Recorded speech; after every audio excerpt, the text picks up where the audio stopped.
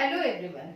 Today I am going to explain direct and inverse proportion with the help of real life example. So before starting the topic, let us recall what is ratio. When we compare two or more quantities of the same kind and in the same unit, it is called ratio. Now what do we mean by same kind?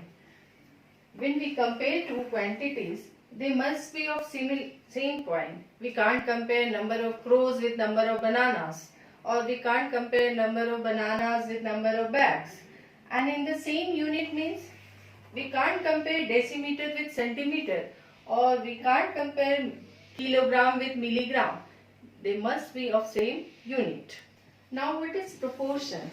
When we compare two ratios and if they are equal, they are called in proportion. Like here I have taken 1 by 2 is equal to 5 by 10 and 6 by 12. Why they are in proportion? If we reduce it to the smallest, here also 1 by 2 and here also 1 by 2. So these quantities are in proportion.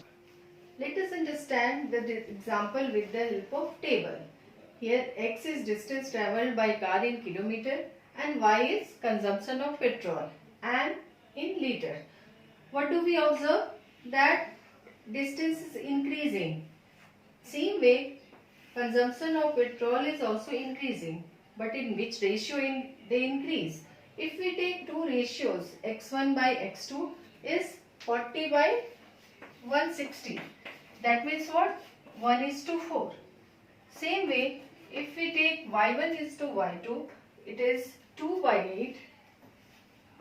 That is also 1 is to 4. So what do we observe?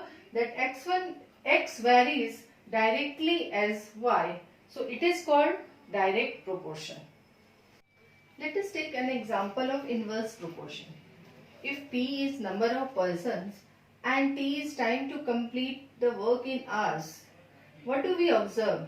That number of person is increasing, but same time to complete in hours is decreasing. So let us take a ratio P1 and P3. What do we get? 1 by 4. If I take the ratio of T1 and T3, we get 8 by 2. It is 4 hours. And we see that 1 by 4 and 4 are reciprocal of each other. That means what?